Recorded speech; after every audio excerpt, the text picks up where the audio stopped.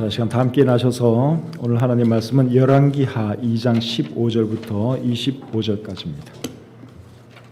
열왕기하 2장 15절부터 25절까지의 말씀.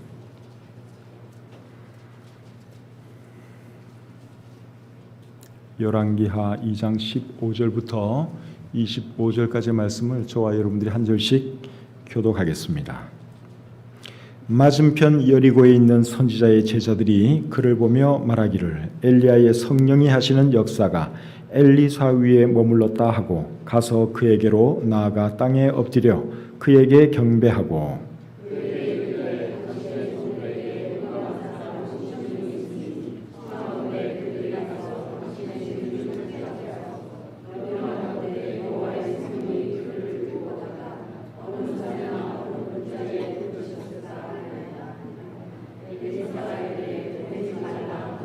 무리가 그로 부끄러워하도록 강청함에 보내라 한지라. 그들이 50명을 보냈더니 사흘 동안을 찾되 발견하지 못하고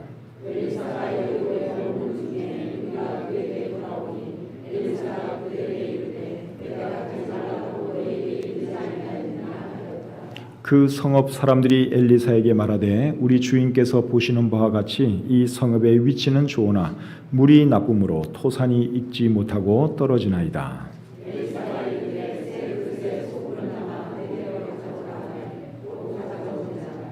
엘리사가 물 근원으로 나아가서 소금을 그 가운데에 던지며 이르되 여호와의 말씀이 내가 이 물을 고쳤으니 이로부터 다시는 죽음이나 열매 맺지 못함이 없을지니라 하셨느니라 하니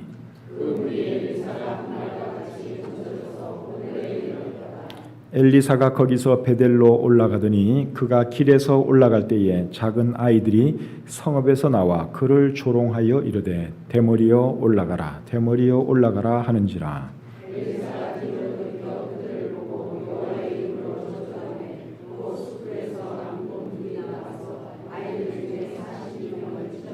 다 같이요. 엘리사가 거기서부터 갈멜산으로 가고 거기서 사마리아로 돌아왔더라. 아멘.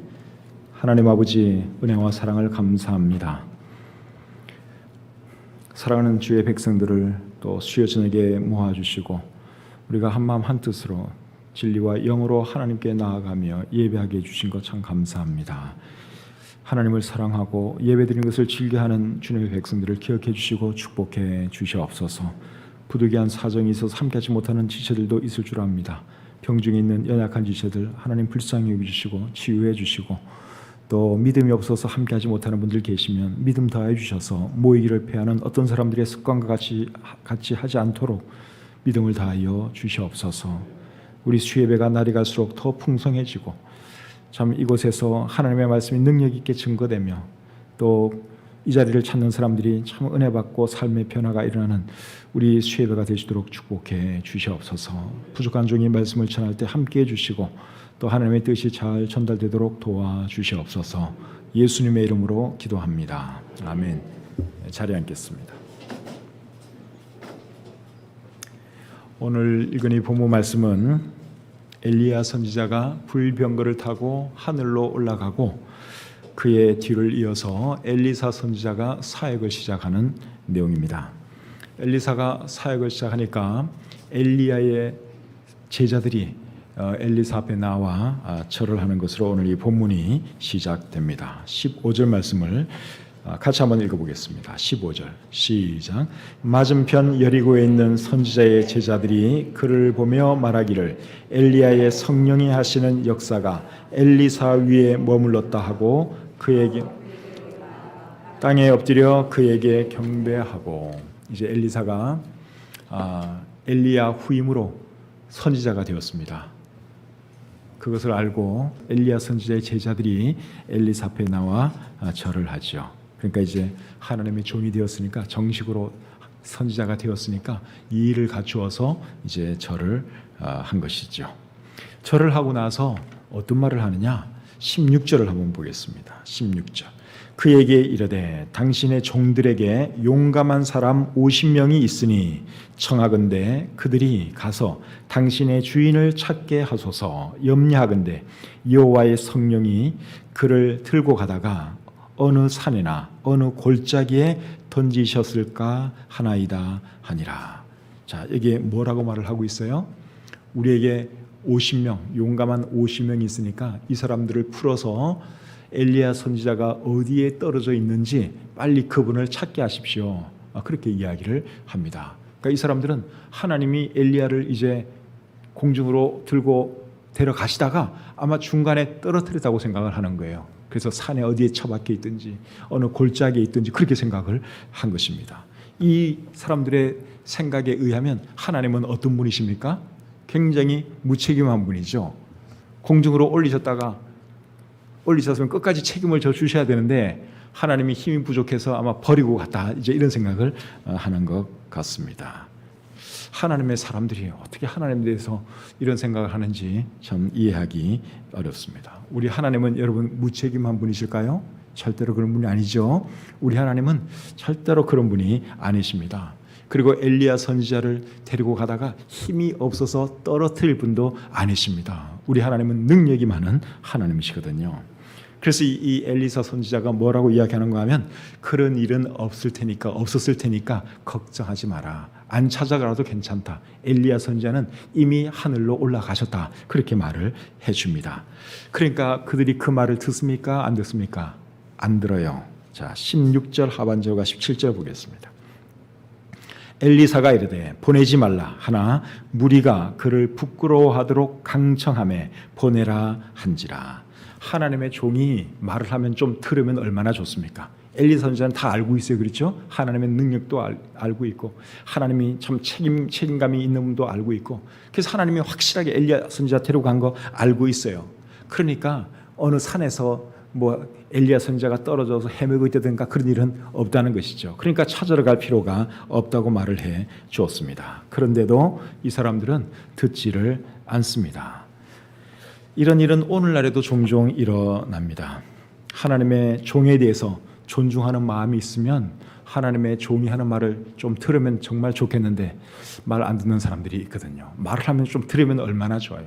말로는 하나님의 사람에 대해서, 교회 지도자에 대해서 존중한다 그러면서도 말은 안 듣습니다. 옛날이나 오늘날이나 하여간에 말 안 듣는 사람이 있는 것은 똑같아요. 그래서 하나님의 종이 무슨 말을 하면 잘 들으시는 여러분들이 되었으면 좋겠습니다. 수요 예배 오시는 분들은 잘 듣는 분들이에요. 그래서 학교에 가면은 선생님 말씀을 잘 들어야 되고, 병원에 가면 의사 선생님 말씀을 잘 들어야 되고, 교회 가면 누구 말을 잘 들어야 돼요? 목사님 말을 잘 들어야죠. 그 사람이 복 받는 거예요. 그래서 근데 이 하나님의 사람들인데 이 사람들이 엘리사 선지자가 말을 하는데도 말을 듣지를 않는 거예요. 그래서 이 엘리사 선지자가 어떻게 합니까? 그들이 원하는 대로 하게 하지요. 그래서 50명을 풀어가지고 너희들 그럼 한번 이 산도 가보고 저 산도 가보고 이 골짜기도 가보고 저 골짜기도 다니면서 한번 찾아보라고 이야기를 합니다. 그렇게 하겠다니까 막 엘리사 선지자를 몰아붙이니까 이제 엘리사가 그렇게 하라고 한 것이죠. 그렇게 했더니 찾았습니까? 못 찾았습니까? 찾을 리가 없죠. 엘리야 선지자는 이미 하늘로 올라갔어요. 이 땅에 있는 분이 아니에요. 그런데도 그 말을 믿지 않고 이 50명의 사람들이 막 돌아다니면서 찾았어요. 그러나 찾을 수가 없죠. 17절 하반절 그리고 18절 말씀 보겠습니다. 그들이 50명을 보냈더니 사흘 동안을 찾되 발견하지 못하고 엘리사가 여리고에 머무는 중에 무리가 그에게 돌아오니 엘리사가 그들에게 이르되 내가 가지 말라고 너에게 이르지 아니하였느냐 하였더라. 못 찾고 돌아왔죠. 그러니까 엘리사가 하는 말이 그것 봐라 내가 가지 말라고 그랬지, 그렇게 말을 했습니다. 근데 여러분 엘리사가 이제 결국 가게 해서 찾게 했는데 못 찾고 돌아왔죠.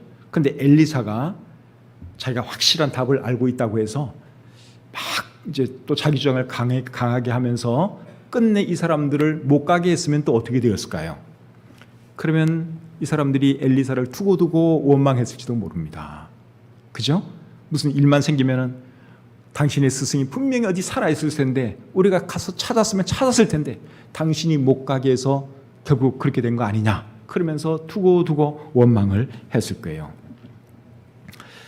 그리고 또 무슨 말을 지어내가지고 어떻게 이 엘리사 선지자를 힘들게 했을지도 모릅니다. 그러니까 이 엘리사가 너희들이 정 그렇게 원하면 그래 한번 그렇게 해봐라, 그렇게 말을 한 것이죠. 그래서 무엇을 강하게 주장하는 사람이 있으면 어떻게 하는 것이 좋으냐? 그냥 하게 하는 수밖에 없습니다. 근데 그렇게 하면 결국은 시간 낭비하고 돈 낭비하는 거죠. 그래도 더 큰 문제가 일어나지 않도록 하기 위해서는 그렇게 하는 수밖에 없습니다. 그래서 엘리사 선지자가 이제 그들이 원하는 대로 하게 한 것이죠. 그렇게 한 결과 찾지도 못하고 3일 동안 고생만 직사게 하고 돌아왔죠. 그래서 지혜로운 사람은 하나님의 사람의 말을 들을 줄 압니다. 하나님의 사람이 하나님께 충분히 기도하고 어떤 근거를 가지고 얘기를 하면 그 말에 순종할 줄 알아야 하는 것이죠. 그래야지 시간 낭비, 돈 낭비 안 하는 것입니다. 그게 지혜로운 사람이에요. 자, 이 일이 있고 나서 엘리사 선지자는 이제 놀라운 기적 하나를 행하게 되지요. 자, 19절 말씀을 같이 보겠습니다. 본문 19절. 같이 읽을까요? 시작. 그 성읍 사람들이 엘리사에게 말하되 우리 주인께서 보시는 바와 같이 이 성읍의 위치는 좋으나 물이 나쁨으로 토산이 익지 못하고 떨어지나이다. 여기 말하는 그 성읍은 여리고성을 말하는 것입니다. 18절에 보시면 지금 엘리사 선지자가 어디에 있는가 하면 여리고에 있어요. 그랬더니 그 성읍 사람들이 엘리사 선지자에게 찾아왔습니다. 그들에게 어떤 문제가 있었는가 하면 여리고라고 하는 이 도시는 위치는 정말 좋은데 물이 좋지를 못해서 농사가 안 된다는 거예요. 나무를 심으면 과실이 제대로 자라지도 않고 떨어져 죽고 또 사람들도 배탈도 잘 나고 또 그 물 마시고 죽는 사람도 있고 그러니까 이 물을 어떻게 좀 해결을 해 달라는 것입니다. 그래서 엘리사가 어떻게 하는가 하면 새 그릇에 소금을 가져오라고 말을 합니다. 사람들이 그 말에 순종해서 소금을 가져다 주니까 그 소금을 물 근원에 가서 뿌렸어요. 그렇게 했더니 그 물이 고쳐졌다. 오늘 이 본문이 그 말씀을 하고 있습니다. 자, 20절부터 22절 보겠습니다. 20절부터 22절 같이 읽죠. 시작. 엘리사가 이르되 새 그릇에 소금을 담아 내게로 가져오라 하매 곧 가져온지라.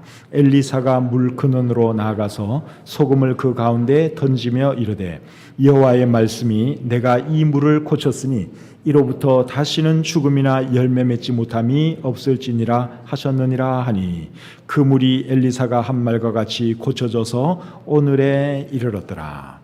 그 물에 문제가 참 많았어요. 문제 있는 물이었어요. 그런데 엘리사가 소금을 가지고 물 근원에 뿌렸더니 그 물이 이제 고쳐져서 좋은 물이 되었다고 그렇게 말씀하고 있습니다. 놀라운 기적이 일어난 것이죠. 그런데 이 기적이 어떻게 해서 일어나게 되었느냐? 엘리사가 새 그릇에 소금을 가져오라고 했을 때 이 사람들이 순종했기 때문에 일어난 것입니다. 만약에 이 여리고성 사람들이 소금을 안 가져다 주면은 그 기적이 일어나지 않는 거예요. 그죠? 근데 엘리사가 하라고 한 대로 그대로 따랐어요. 그렇게 했더니 그 소금을 가지고 물 근원에 뿌렸더니 이제 이 물이 좋은 물이 된 것이죠. 그래서 기적은 언제 일어나느냐? 순종할 때 일어난다는 거예요. 순종할 때 기적이 일어나요. 누군가가 하나님의 말씀에 순종할 때 그때 비로소 기적이 일어난다는 것입니다. 오병이어의 기적도 한 아이가 예수님 말씀에 순종했기 때문에 놀라운 오병이어의 기적이 일어났죠. 사렙다 과부에게 일어난 그 기적도 사렙다 과부가 엘리야 선지자의 말에 순종했기 때문에 일어났습니다. 마지막 그 음식 자기 모자가 먹고 죽으려고 그랬는데 엘리야 선지자가 그거 먼저 나한테 가져오라고 하니까 그 말을 믿고 가져다 주었죠. 그렇게 했을 때 통에 가루가 없어지지 아니하고 병에 기름이 없어지지 않은 놀라운 기적이 일어났습니다. 죽은 나사로가 다시 일어난 기적도 예수님이 돌문을 옮겨놓으라 그렇게 했을 때 사람들이 순종했기 때문에 그 기적이 일어날 수 있었던 것입니다. 다른 기적도 다 그래요. 순종할 때 기적은 일어납니다. 그래서 우리가 항상 하나님 말씀에 순종하고 하나님의 뜻에 순종하는 그런 사람이 되어야 할 줄 믿습니다. 그래야지 놀라운 기적을 우리가 맛볼 수가 있는 것이죠. 그런데 여러분 오늘 이 본문에서 엘리사 선지자는 소금을 갖다 뿌림으로 이제 그 물을 고치는 그런 기적을 행했습니다. 그런 방법을 누가 가르쳐 주었을까요? 하나님이 가르쳐 준 것이죠. 하나님이 가르쳐 준 거예요. 소금에 어떤 특별한 효능이 있어서 이 물이 고쳐진 것이 아닙니다. 누가 고쳐주신 거예요? 하나님이 고쳐 주신 것이죠. 21절 끝부분을 다시 한번 보겠습니다. 여호와의 말씀이 내가 이 물을 고쳤으니 이로부터 다시는 죽음이나 열매 맺지 못함이 없을지니라 하셨느니라. 누가 고쳤어요? 하나님이 고친 거죠. 이 소금에 뭐 특별히 효능이 있어서 그런 거 아닙니다. 하나님이 고쳐 주신 거예요. 근데 이 사건을 보니까 모세가 마라의 쓴물을 단물로 바꾼 기적하고 비슷하다는 생각이 들죠. 그 말씀이 출애굽기 15장에 있는데 한번 보겠습니다. 출애굽기 15장 22절부터 25절까지입니다. 출애굽기 15장 22절부터 25절까지의 말씀 제가 한번 읽어보겠습니다. 모세가 홍해에서 이스라엘을 인도하매 그들이 나와서 수르 광야로 들어가서 거기서 사흘 길을 걸었으나 물을 얻지 못하고 마라에 이르렀더니 그곳 물이 써서 마시지 못하겠으므로 그 이름을 마라라 하였더라. 백성이 모세에게 원망하여 이르되 우리가 무엇을 마실까 하매 모세가 여호와께 부르짖었더니 여호와께서 그에게 한 나무를 가리키시니 그가 물에 던지니 물이 달게 되었더라. 비슷한 기적이죠. 오늘 본문에서는 엘리사 선지자가 무엇을 물에 뿌렸어요? 소금. 그리고 출애굽기 15장에서는 마라의 그 쓴물을 달게 하기 위해서 모세가 뭘 물에 집어넣었습니까? 한 나뭇가지, 아무 나뭇가지가 아니라 하나님이 지정하신 나뭇가지를 그 물에 넣었더니 그 물이 단물이 되었다고 여기에 기록하고 있습니다. 모세가 순종했기 때문에 이런 기적도 일어난 거예요. 그래서 기적은 항상 순종할 때 일어난다 하는 것이죠. 근데 여러분, 하나님께서 마라의 쓴물을 이제 단물로 바꿔주신 뒤에 이스라엘 백성들에게 하신 말씀이 있습니다. 그 말씀이 뭔가 하면 출애굽기 15장 26절을 한번 보겠습니다. 자, 같이 읽겠습니다. 시작.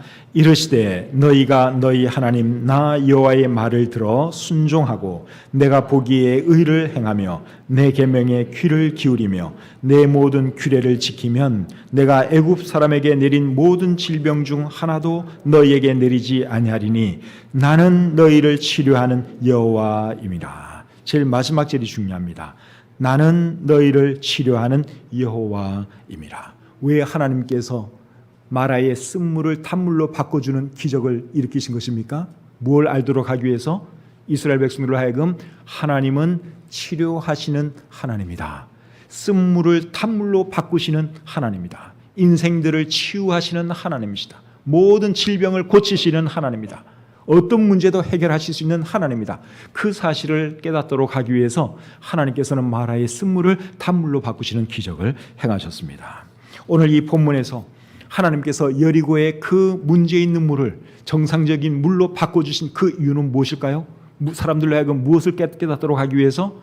하나님은 어떤 하나님? 치료하시는 하나님인 것을 깨닫도록 하기 위해서 하나님께서 엘리사 선지자를 통해서 그런 기적을 행해 주신 것입니다. 그래서 우리가 믿는 하나님은 어떤 하나님이냐? 치료하시는 하나님이십니다. 우리가 믿는 하나님은 치료하시는 하나님이세요. 육체의 질병도 치료해 주십니다. 마음의 병, 마음의 상처도 치유해 주십니다. 사람들과의 관계도 회복시켜 주십니다. 어려운 문제가 있으면 어려운 문제도 해결해 주시는 우리 하나님이십니다. 영혼의 문제, 구원의 문제도 해결해 주시는 분이 우리 하나님이시죠.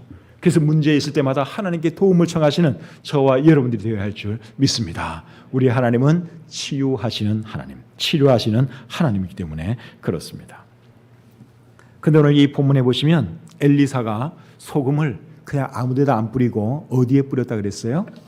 물 근원에 그 소금을 뿌렸다고 말씀하고 있죠. 21절 여러분 다시 보겠습니다. 엘리사가 물 근원으로 나아가서 소금을 그 가운데 던지며 이르되. 소금을 어디에 뿌렸어요? 물 근원에. 그래서 이것은 무엇을 우리에게 시사하는 것인가 하면 문제가 있으면 그 원인이 무엇인가 그것부터 잘 생각해 보라는 거예요. 그래서 다른 데 소금을 안 뿌리고 물 근원에. 이 근원이 항상 중요한 거잖아요. 문제가 있으면 항상 이유가 있습니다. 이유 없는 문제가 없어요. 그러니까 어떤 문제가 생기면 그냥 끝에서도 풀지 말고요. 항상 그 원인을 생각해야죠. 자, 그래서 문제가 있으면 그 원인이 무엇인가 그거 생각해 보라는 거예요. 그것이 물 근원의 성을 부린 그 이유라고 생각이 듭니다. 여러분, 여리고 물에 문제가 있었는데 그 원인은 뭘까요? 그 이유가 있어요. 그 이유가 뭔가 하면 여리고는 하나님의 저주를 받은 도시죠. 그 여러분 알고 계시죠? 여호수아 6장 26절에 보시면 그런 것을 알 수 있습니다. 자, 여호수아 6장 26절입니다. 제가 읽어드릴게요. 여호수아가 그때에 맹세하게 하여 이르되 누구든지 일어나서 이 여리고성을 건축하는 자는 여호와 앞에서 저주를 받을 것이라. 그 기초를 쌓을 때에 그의 맏아들을 잃을 것이요 그 문을 세울 때에 그의 막내 아들을 잃으리라 하더라. 여호수아가 여리고성을 정복하고 그 성이 완전히 무너졌을 때 그 성을 저주했어요. 누구라도 이 성을 재건하려고 하면 저주를 받을 것이다. 그래서 맏아들을 잃을 것이고 막내 아들을 잃게 될 것이다. 그런 저주를 했어요. 그런데 몇백 년이 지나고 나서 어떤 사람이 이 말을 무시하고 여리고성을 건축을 합니다. 그런데 이 말씀이 이제 그대로 이루어지게 되죠. 열왕기상 16장 34절 또 보겠습니다. 열왕기상 16장 34절을 보시면 그 시대에 베델 사람 히엘이 여리고를 건축하였는데 그가 그 터를 쌓을 때에 맏아들 아비람을 잃었고 그 성문을 세울 때에 막내 아들 수굽을 잃었으니 여호와께서는 눈의 아들 여호수아를 통하여 하신 말씀과 같이 되었더라. 히엘이라는 사람이 결국 하지 말라는 일을 하다가 맏아들도 잃고 또 막내 아들도 잃는 그런 비극을 경험했습니다. 근데 어쨌든 다시 여리고가 재건이 되었어요. 그리고 사람들이 살기 시작했습니다. 그런데 물은 여전히 문제가 있는 거예요. 사람이 마시기에 부족한 물이에요. 농사를 짓기에도 부족한 물이에요. 그래서 여리고 사람들이 엘리사 선지자를 찾아와서 우리 마을의 이 물 문제 어떻게 좀 해결해 주실 수가 없겠습니까? 그렇게 도움을 청하게 된 것이죠. 그래서 그들의 도움을 받고 엘리사가 이제 하나님의 능력으로 그것을 고쳐 주었습니다. 여리고 사람들은 이 사건을 통해서 하나님에 대해서 다시 생각했을 것입니다. 하나님의 저주 때문에 지금까지 우리 동네에 물이 그렇게 문제가 있었구나. 그리고 하나님께서 회복시켜 주시니까 이제 모든 문제가 해결되었구나. 그날 여리고 사람들이 그것을 발견했습니다. 그래서 우리에게 문제가 있을 때도 우리가 제일 먼저 해야 할 일은 원인이 무엇인가? 왜 이런 문제가 생겼을까? 그 원인을 생각해야 됩니다. 그리고 이제 하나님께 도움을 청해야 하는 것이죠. 우리 하나님은 오늘날에도 치료하시는 하나님이라고 하는 것을 잊지 마시기를 바랍니다. 우리 하나님은 육체의 질병도 고쳐주십니다. 마음의 상처도 고쳐주십니다. 사람들과의 관계도 고쳐주시고 어려운 문제, 영혼의 문제도 해결해 주십니다. 문제가 있을 때마다 치료하시는 하나님께 나아갈 수 있는 저와 여러분들이 될 수 있기를 바랍니다. 자, 이제 엘리사 선지자가 여리고를 떠나서 어디로 가느냐? 베델로 가게 됩니다. 베델로 갔더니 그곳에 있는 아이들이 나와서 엘리사 선지자를 조롱합니다. 자, 본문 23절을 같이 한번 읽겠습니다. 본문 23절 시작.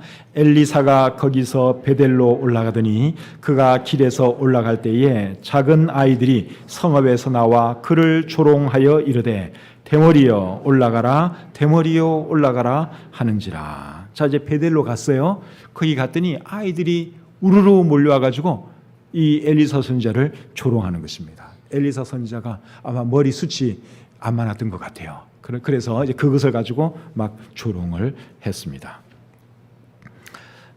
그렇게 했더니 엘리사가 어떻게 합니까? 그 아이들을 저주했어요. 저주했더니 곰 2마리가 갑자기 숲에서 나와가지고 그 아이들을 막 해치기 시작했습니다. 자, 24절 말씀 보겠습니다. 24절 같이 읽죠. 시작. 엘리사가 뒤로 돌이켜 그들을 보고 여호와의 이름으로 저주하매 곧 숲풀에서 암곰 둘이 나와서 아이들 중에 42명을 찢었더라. 저주했더니 곰 2마리가 나와서 그 아이들을 찢었다고 말씀하고 있습니다. 이제 이런 내용 하면 여러분들 어떤 생각이 듭니까? 그래도 이건 좀 아닌 것 같다. 좀 무자비하다. 그런 생각 하실 수가 있죠. 아이들이 놀린 것 가지고 뭘 그렇게 저주를 하고 또 하나님은 아이들을 그렇게 참 곰의 공격을 받게 하고 그러냐?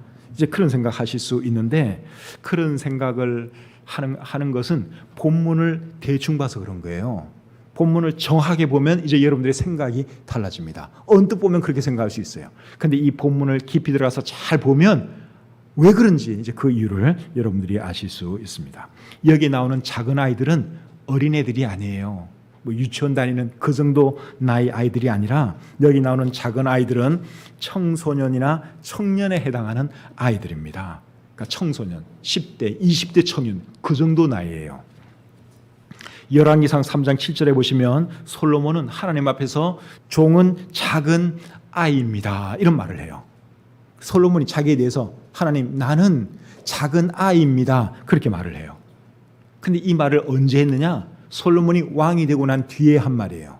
하나님께서 내가 너에게 무엇을 줄까? 너는 나에게 말하라. 그렇게 말하니까 하나님 나는 아이라서 지혜도 필요하고 부족한 것이 너무 많습니다. 그러니 하나님 나에게 지혜를 주세요. 그 말할 때 종은 아이입니다. 작은 아이입니다. 그 말을 했어요.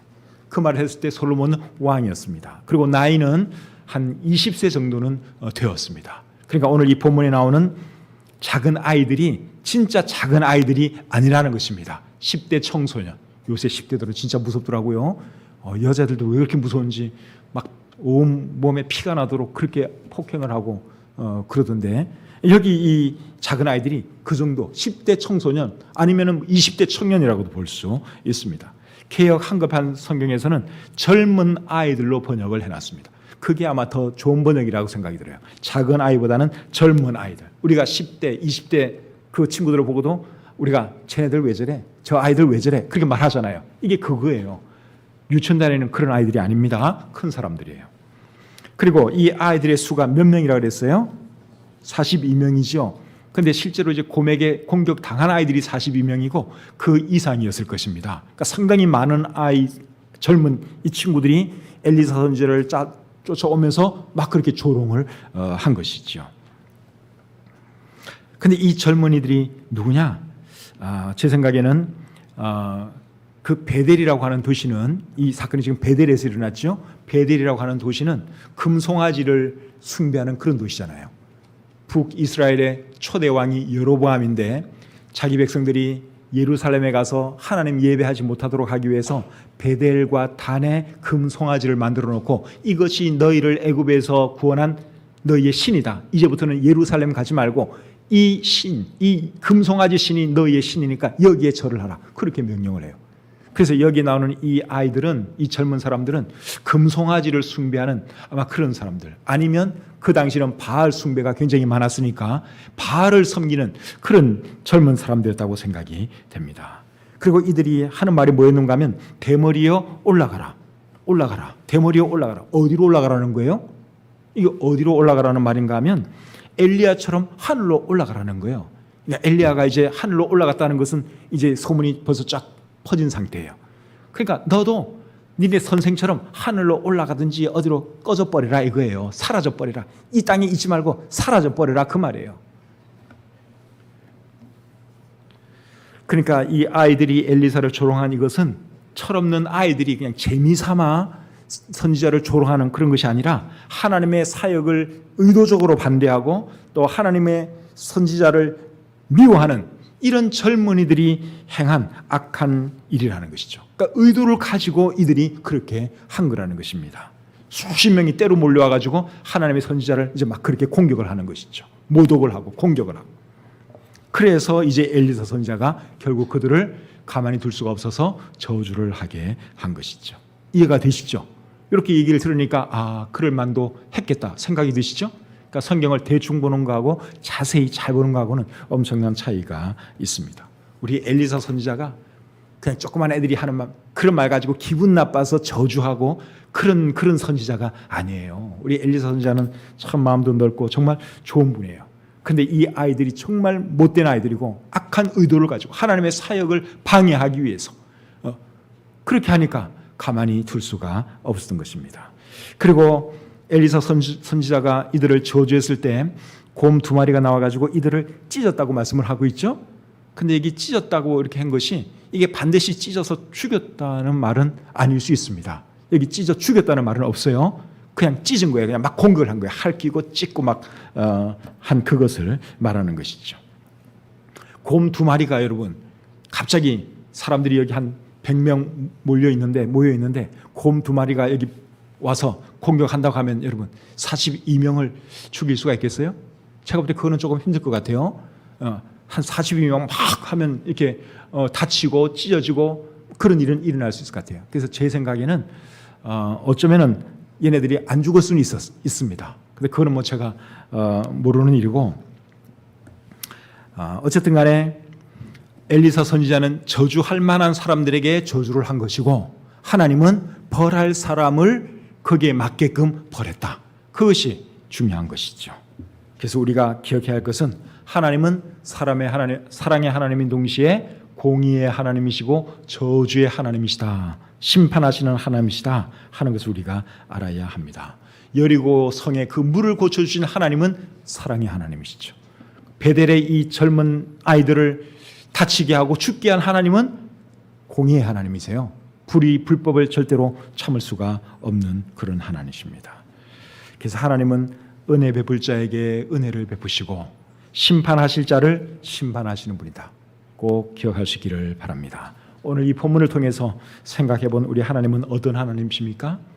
치유하시는 하나님. 우리 하나님은 치유하시는 하나님. 또 심판하시는 하나님. 못된 사람들, 악한 사람들에 대해서는 심판하시는 하나님.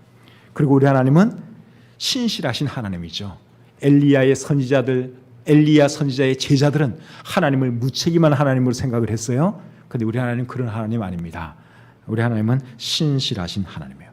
또 힘이 없어서 중간에 떨어뜨리고 가는 그런 하나님도 아니고 신실하시고 능력 있는 하나님이시죠. 우리가 섬기는 하나님이 이런 하나님인 것을 잘 기억하시고 더 잘 섬기는 저와 여러분들이 되었으면 좋겠습니다.